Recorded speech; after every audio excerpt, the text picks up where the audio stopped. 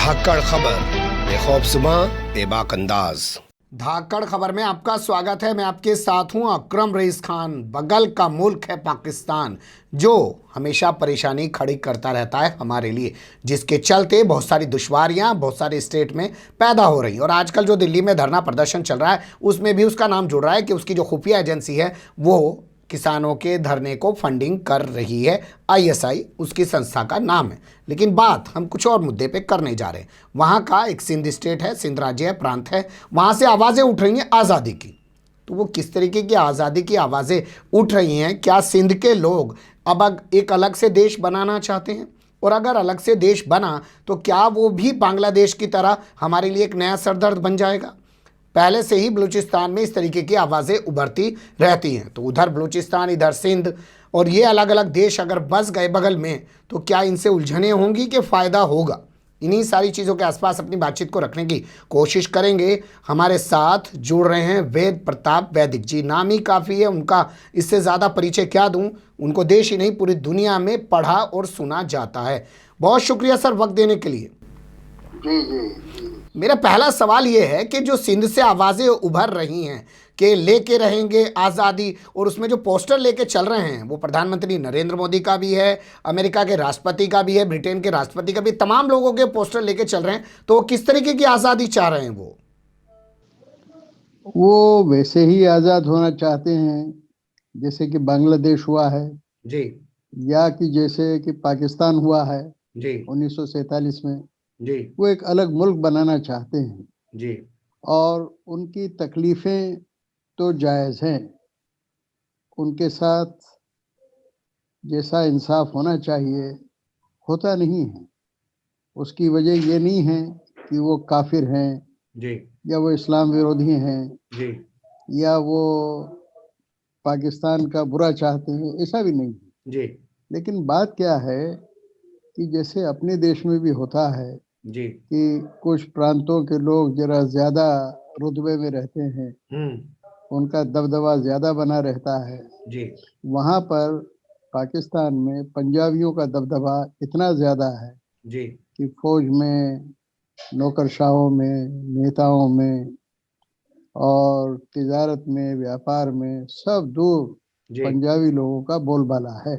जी तो ये जो बेचारे बलूच हैं, पठान हैं, सिंधी हैं, ये परेशान रहते हैं जी कि इनको बराबर की कोई स्थिति उनकी है नहीं जी और हर हर जगह इनको पीछे खदेड़ दिया जाता है।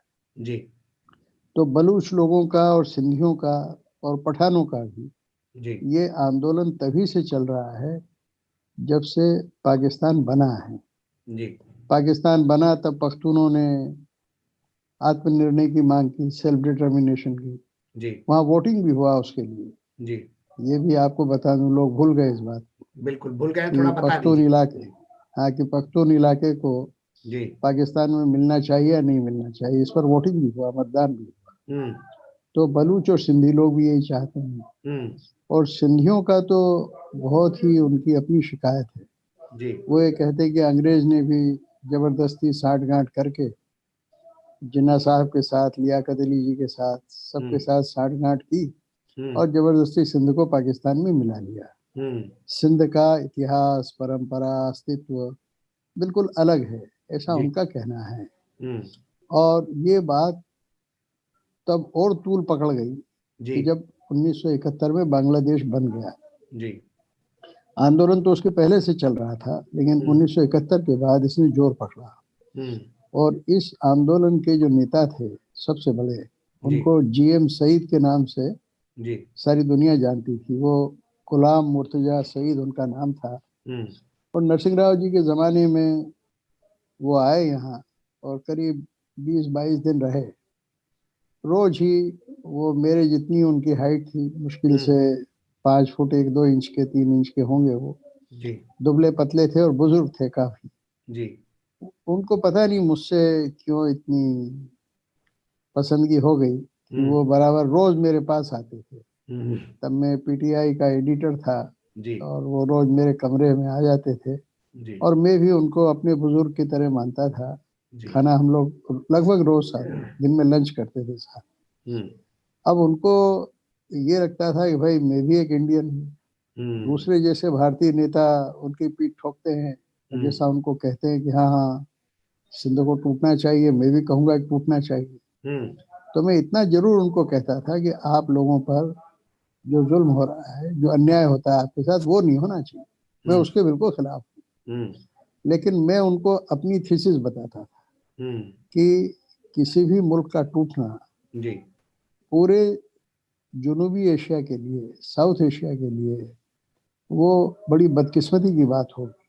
जी तो वो पूछते थे ऐसा क्यों है, जब बांग्लादेश टूट गया तो सिंध क्यों नहीं टूट गया। तो मैंने कहा देखो बांग्लादेश तो पहले से ही टूटा हुआ था, जी पाकिस्तान से सैकड़ों किलोमीटर दूर बसा हुआ था, उसको तो जबरदस्ती जोड़ के रखा हुआ था। जी तो वो जबरदस्ती जोड़ा हुआ था और वो टूट गया। तो टूट गया क्या, अपनी प्राकृतिक स्थिति में आ गया, जैसा उसको होना चाहिए वैसा हो गया। ठीक है। लेकिन सिंध है, बलूचिस्तान है, पठानिस्तान है, ये तो सब जुड़े हुए हैं। ये अगर टूटेंगे तो इनका टूटना बहुत खतरनाक हो सकता है। जैसे क्या खतरनाक हो सकता है सर? पूरे साउथ एशिया में जी सिर्फ फिर ये पाकिस्तान के टुकड़े नहीं होंगे, और भी कई मुल्क हैं।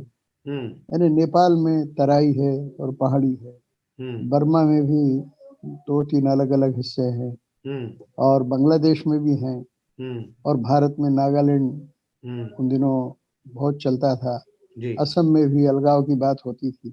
जी तो और देखो अफगानिस्तान में भी जी उसको तोड़ने की बातें चलती रहती थी। कुछ ऐसे टुकड़े हैं कि जिनमें ताजिक लोग, उज़्बेक लोग, हजारा लोग, वो लोग भी आंदोलन चलाते रहते थे। तो मैंने कहा इस तरह से आज़ादी के नाम पर इतने मुल्क बन जाएंगे पूरे साउथ एशिया में कि उनका चलना बड़ा मुश्किल हो जाएगा। तो मैंने कहा इसकी दो दिक्कतें हैं। जी एक तो जो छोटे छोटे मुल्क बनेंगे, जैसे कश्मीर, जी अगर वो एक अलग मुल्क बन जाए तो क्या होगा, चारों तरफ से भूवेष्टित होगा, लैंडलॉक्ड होगा। तो वो चारों तरफ से ताला लगा रहेगा उस पर। वो खाने पीने के लिए भी कभी पाकिस्तान पर निर्भर रहेगा, कभी भारत पे। जो मुल्क नाराज होगा वही उसका हुक्का पानी बंद कर देगा। यही हाल और दूसरे इलाकों का भी हो सकता है। पख्तूनिस्तान बने तो उसका भी यही होगा। सिंध का तो खैर समुद्री बॉर्डर है, लेकिन और भी जो दूसरे इलाके हैं उनमें सब इस तरह की मुसीबतें खड़ी हो सकती है। नेपाल अगर टूटे तो अभी नेपाल को दिक्कत है, कोई समुद्र का रास्ता नहीं है, फिर दो मुल्क खड़े हो जाए उनके लिए रास्ता बनाओ। तो उनकी अपनी दिक्कतें तो होंगी हर तरह से, मतलब आर्थिक दिक्कत होगी, उनको मार्ग की दिक्कत होगी, वित्तीय दिक्कतें होंगी, फौजी दिक्कतें होंगी, झगड़े खड़े हो जाएंगे। झगड़े लेकिन खड़े उससे भी ज्यादा दिक्कत क्या होगी, भारत क्योंकि सारे मुल्कों में सबसे बड़ा मुल्क है, जी सबसे ज्यादा दिक्कत उसको होगी। जी जो भारत में बहुत आंदोलन चलाते हैं ना कि पाकिस्तान को तोड़ दें, फला मुल्क को तोड़ दें, श्रीलंका के 2 टुकड़े कर दें, तमिल लोगों को अलग कर दें और सिंगल लोगों को अलग कर दें, मालदीव में भी यही कर दें, कई मुल्कों में इस तरह की बातें करते हैं लोग। उनको एक बड़ी बात की समझ होनी चाहिए। जी वो क्या है बड़ी बात? वो बड़ी बात ये है कि भारत इन सारे पड़ोसी देशों का एक मायने में एक एक मौलिक मुल्क था, एक ओरिजिनल मुल्क था। जी और ये एक अपना एक बहुत बड़ा परिवार है सारे मुल्क। जी किन्हीं से बेबनाव है, किन्हीं से झगड़ा है, कभी कभी युद्ध भी हो जाता है। पाकिस्तान जी से युद्ध हो गया हमारा कई बार। जी लेकिन ये सब एक बहुत बड़ा परिवार है। जी ये परिवार टूटता है तो भारत को क्या नुकसान है, वो मैं जीएम सईद साहब को बोलता था। जी हमका आपके नुकसान की तो हमको चिंता है ही, हमारा नुकसान भी होगा। बोले कैसे? हमका जैसे मानो तुर्कमेनिस्तान से हमको गैस की एक पाइपलाइन लानी है, तो हम वो लाइन लाएं तो पहले हम अफगान लोगों को पटाएं, ईरानियों को पटाएं, फिर अफगान लोगों को पटाएं, फिर हम पख्तूनिस्तान के लोगों को पटाएं, फिर हम बलूचिस्तान के लोगों को पटाएं, जी फिर समुद्र के रास्ते लाना हो तो सिंध के लोगों को पटाएं, और पंजाब के रास्ते लाना और लाहौर के तो फिर पंजाबियों को पटाएं। जी मतलब कितने देशों को पटाएं? आधा दर्जन देशों को पटाएं। और उनको पटाने में कईयों को पता नहीं क्या क्या करना पड़ता है राजनीति में, वो सारी बात मैं नहीं बोलता हूँ। जी तो मैंने कहा भारत के लिए कितना बड़ा सिग्नल है। अच्छा वो आपस में झगड़े करें, तो उनको निपटाए। कौन करेगा ये सब काम? फिजूल से दर्द पैदा करना है। उसकी बजाय मैं क्या चाहता हूँ कि आप आज़ाद रहें जैसे कि हम आज़ाद हैं। और यही बात मैंने बेनज़ीर भुट्टो को कही जब पहली मुलाकात हुई, वो प्रधानमंत्री थी तो मैंने उनको यही कहा कि हमको अगर कोई वहाँ से पाइपलाइन लाना है गैस की या तेल की या सड़क बनानी है कोई, तो इसमें हमारा फायदा ये है कि हमने आपसे बात कर ली। हमको 4 मुल्कों से बात करने की जरूरत नहीं है। आप अगर राजी हो गए तो हमारा काम हो गया और आपका काम भी हो गया। आपको पैसे भी खूब मिलेंगे। किराया हम बड़ा, उस जमाने में मैंने कहा कि $8 मिलियन आपको हर महीने मिल जाएगा, किराया मिल जाएगा। और हमारे जो जुगुलर वीन है, हमारी नस पे आपका अंगूठा भी रहेगा, आप चाहे जब दबा दें और हमको बिल्कुल मजबूर कर दें। तो बेनजीर कहने लगे हाँ ये बात तो ठीक है। तो ये बात मैं जीएम सईद को भी बताता था। और एक बार मियाँ नवाज शरीफ ने मुझसे कहा, अपने घर बुलाया खाने पे, तो मुझसे कहने लगे कि भाई साहब आप किसी तरह से कश्मीर का मसला हल कराइए। तो मैंने कहा आप कैसा हल चाहते हैं? बोले उसको ये उन्होंने, देखिए तरकीब से बात करते हैं पाकिस्तानी नेता, जब भी इस मामले में बात करते हैं ना, कहते हैं हम कश्मीर की आज़ादी चाहते हैं। मैंने कहा आप कश्मीर की आज़ादी नहीं चाहते, कश्मीर की गुलामी चाहते हैं कि कश्मीर आपका गुलाम बन जाए। मैंने कहा कश्मीरी किसी के भी गुलाम नहीं बनने वाले, ना वो भारत के गुलाम बनने वाले, ना पाकिस्तानी को गुलाम बनने वाले। मैं उनकी आज़ादी का अलमबरदार हूँ, लेकिन मैं अलगाव के विरुद्ध हूँ। कश्मीर को अगर अलग कर दिया तो कश्मीर लैंडलॉक्ड हो जाएगा, कश्मीर का जीना हराम हो जाएगा। और उनको मैं ये कहता था कि आज़ादी यस, अलगाव नो। कि आज़ाद रहे, जैसे कि आप लाहौर में आज़ाद हैं, जैसे कि मैं दिल्ली में आज़ाद हूँ। हम गुलाम हैं क्या? मैंने मियाँ नवाज से पूछा कि आप गुलाम हैं क्या? आज़ाद है ना आप? ऐसे ही जम्मू में, कश्मीर में, श्रीनगर में जो भी रहे, आपके यहाँ मुजफ्फराबाद में जो भी रहे, वो आज़ाद रहना चाहिए।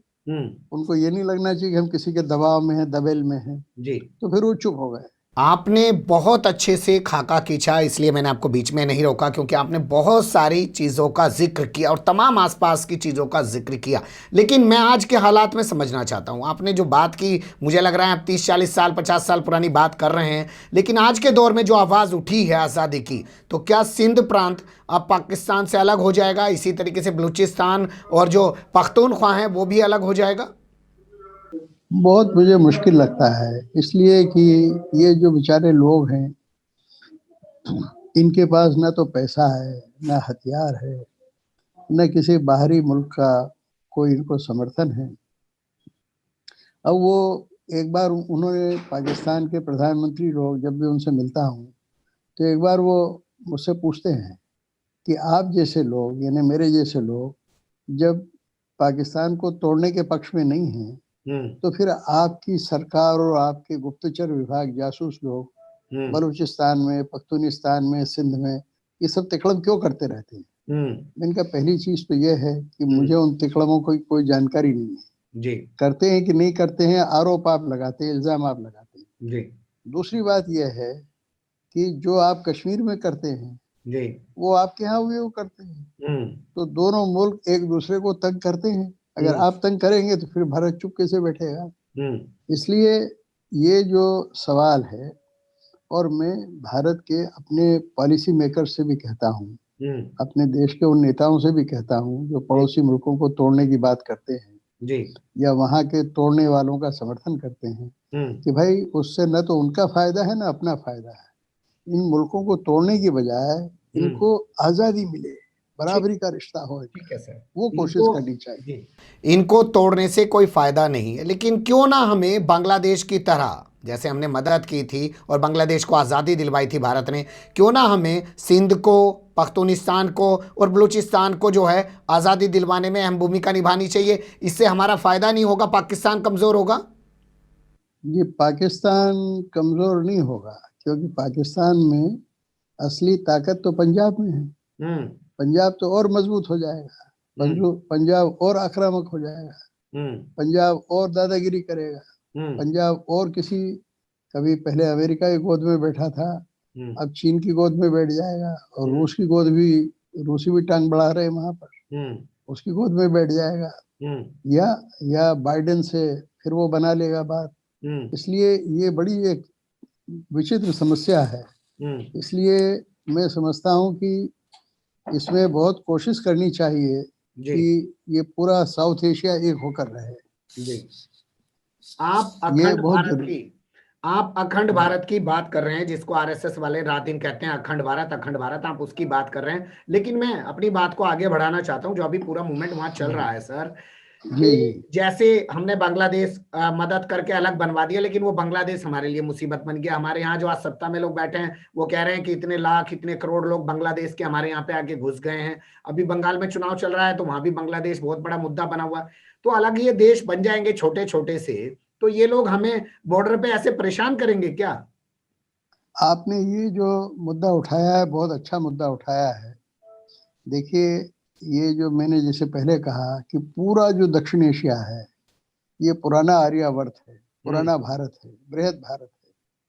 तो इसमें जब 10 मुल्क खड़े हो जाएंगे, अभी 7 तो है ना, 7-8 है, जी मानो इनके 10-12 हो गए, 1 दर्जन भर हो गए, तो क्या होगा हम्म कि आपस में दंगल हुआ, हम्म भाग के यहाँ आ जाएंगे। हम्म अंदर कोई अत्याचार हुआ किन्हीं खास लोगों पे, तो वो भाग के भारत आएंगे, जाएंगे कहाँ?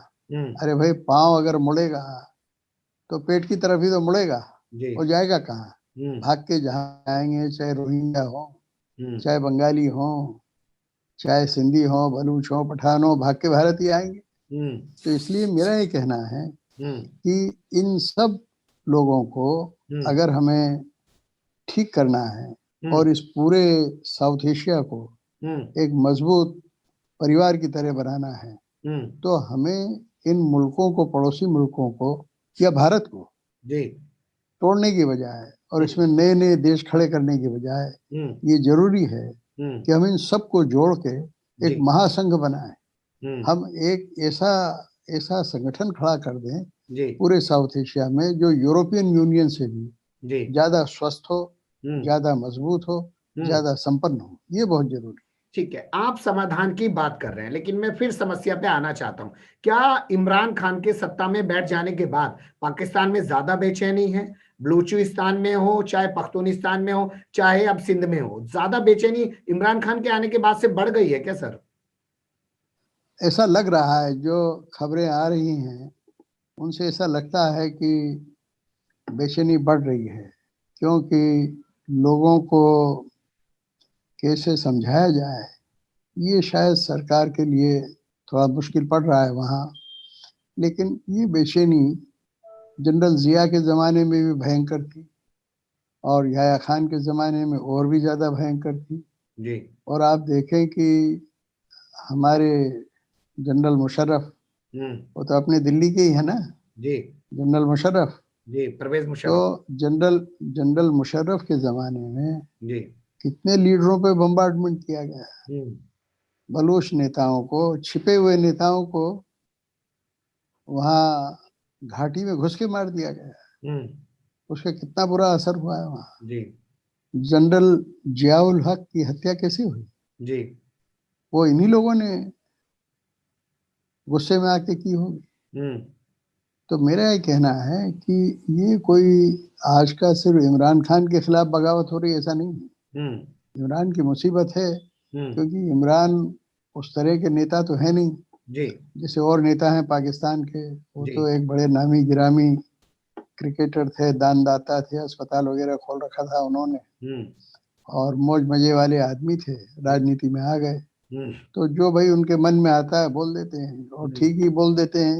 हम्म मन में आता है वो बोल दे तो वो ठीक ही होता है। जी जैसे उन्होंने बोल दिया कि हजारों आतंकवादी दहशतगर्द हमारे देश में काम कर रहे हैं, कौन प्रधानमंत्री बोलेगा ऐसी बात? जी जी जी तो हाँ, ऐसे ही वो जिससे नाराज होते हैं हम्म उसके विरुद्ध भी बोल देते हैं। हम्म हिंदुस्तान के छोटे मोटे लल्लू पंजू जो हम्म कोई जर्नलिस्ट हों उनके खिलाफ भी बयान दे देते हैं, हम्म जिनके बारे में मैं बोलना ठीक नहीं समझता हूँ हम्म उसके बारे में भी इमरान खान बोल देते हैं। तो मुझे क्या लगता करें? है मुझे लगता है कि उनका पठान होना उनके बोलने के पीछे की हाँ बड़ी वजह है। पठान ऐसे ही होते हैं।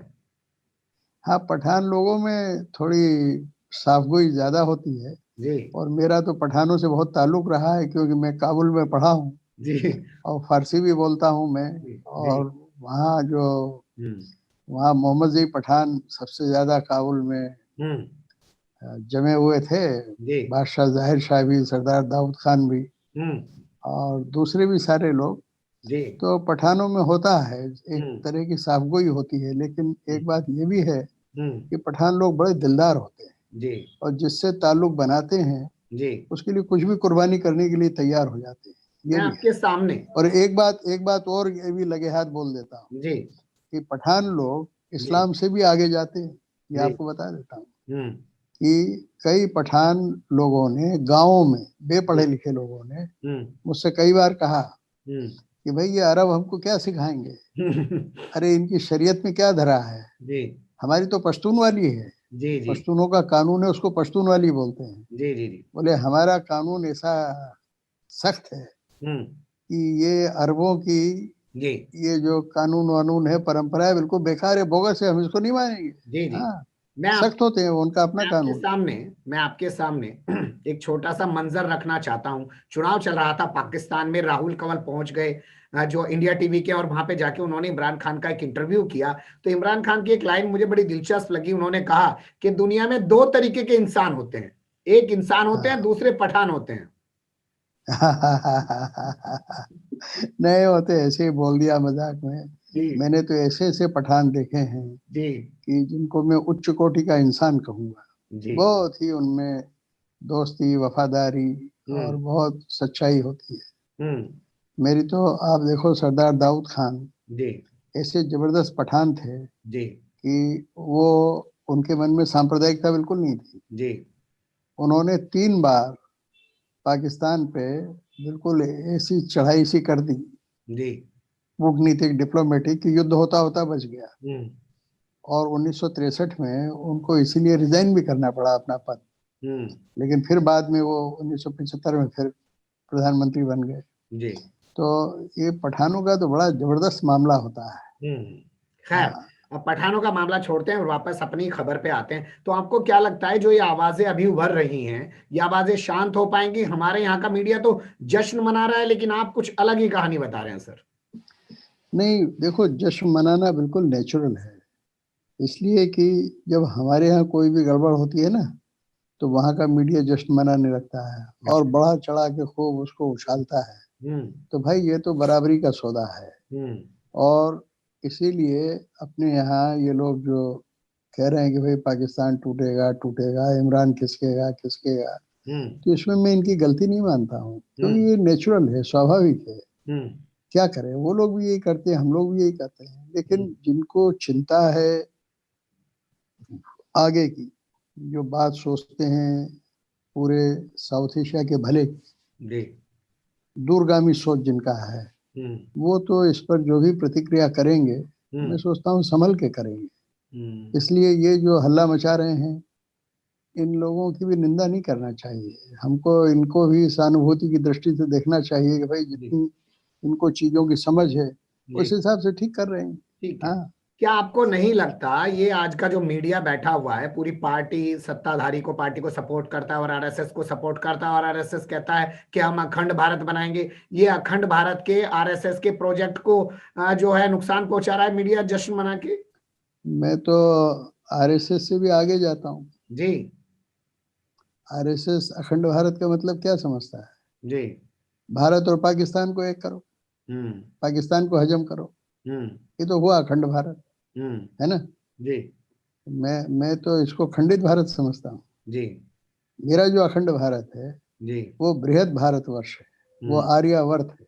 हम्म आप किसी पठान से पूछ के देखिए हम्म कि भाई तू कौन है, बोलता है, मैं आर्य हूँ।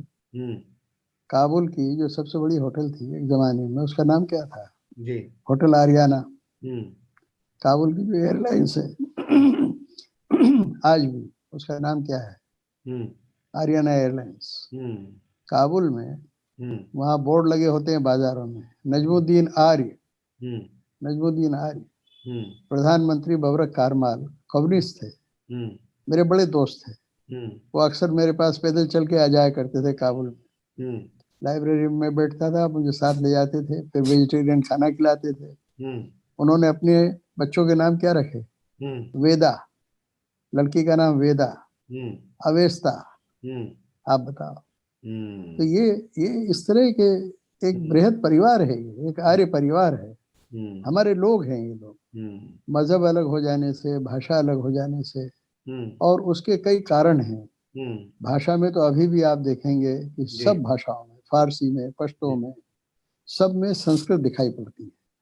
हाँ, वो जोड़ने वाली एक कड़ी रही है हमारे सारे बड़े परिवार को। और उसके अलावा उनके तौर तरीके, उनको दुनिया को देखने का जो उनका नजरिया है, उनके और हमारे नजरिए में फर्क नहीं है। जुबान अलग हो सकती है, शब्द अलग हो सकते हैं, लेकिन नजरिया एक ही है। हाँ, जिस नजरिए से हम अपने बुजुर्गों को देखते हैं, किसी पठान को से पूछिए आप, वही नजरिया उसका है। ठीक है। जिस नजरिए से हम दूसरों से अपना रिश्ता, औरतों से मर्दों का रिश्ता रखते हैं, वही रिश्ता वही रखते हैं, पठान लोग रखते हैं, सिंधी लोग रखते हैं। बहुत शुक्रिया सर, थोड़ा वक्त का तकाजा होता है, लेकिन आपने आखिर में जो लाइन बोली कि ज़बान अलग हो सकती है, शब्द अलग हो सकते हैं, लेकिन भाव वही है और ये हमारे हैं। लेकिन मुझे लगता है आपका ये बोलना ये हमारे हैं और ये हमारा एक परिवार है, तो हो सकता है कुछ लोगों के आप निशाने पे आ जाएं, क्योंकि वो तो सीधे उनसे दुश्मन वाला रिश्ता रखना चाहते हैं। उसी के दम पे उनकी यहाँ राजनीति चल रही है, उनकी यहाँ पत्रकारिता चल रही है, उनका यहाँ धंधा फल फूल रहा है, वो नफरतें बेच रहे हैं। लेकिन आपने जो समाधान बताया, वाकई में समाधान तो वही है, लेकिन अगर टूट रहा होगा तो हमारे रोकने से वो टूटने से बच भी नहीं पाएगा।